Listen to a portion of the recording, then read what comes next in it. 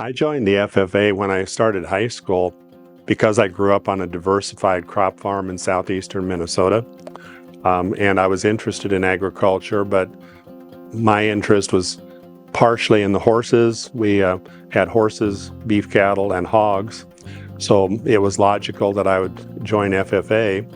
And when I started in FFA, we had a very good BOAG instructor, Don Barber, who offered a lot of opportunities for what I would call leadership development and opportunities to develop some good work ethics.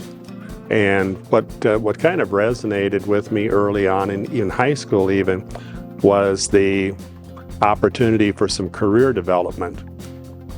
Spring of my senior year to a state office, I was state secretary. And so my first year in college, I was actually in the Institute of Technology in the School of Physics, but I was traveling around the state doing some FFA meetings and interacting with the FFA teams. And when I got to the next spring, I had at that time decided that while I was succeeding academically, a career in chemistry and physics just wasn't where my passion was.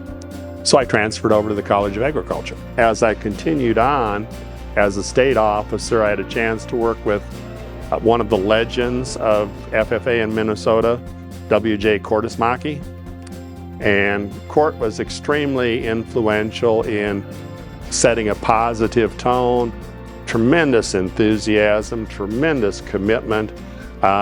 You couldn't help but interact with W.J. Kortismaki and come away enthused about making things happen.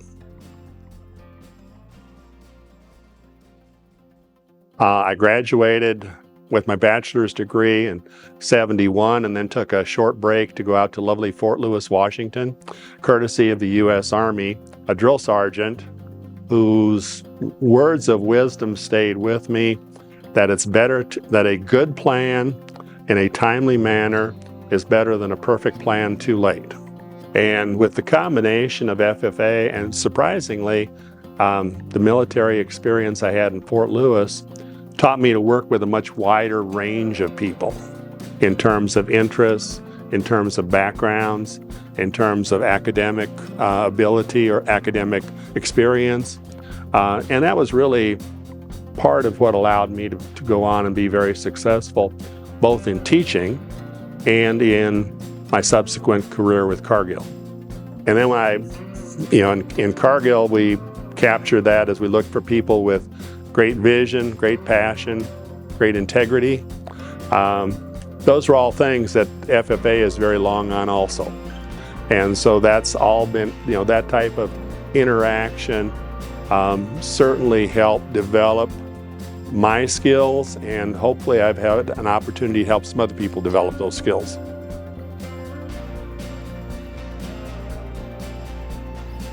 When I'm out visiting with people about FFA, I'm a solid supporter of providing resources to the foundation, to the Minnesota FFA Foundation, because it is a positive investment in the future of agriculture.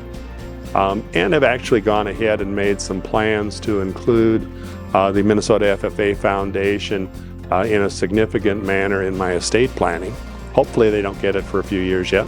And it's important that we support organizations such as the foundation who are active in equipping young people with the skills and the desire to stay in agriculture, to make contributions in agriculture, because that is essential to the successful future of this country as well as an impact on global agriculture and global well-being.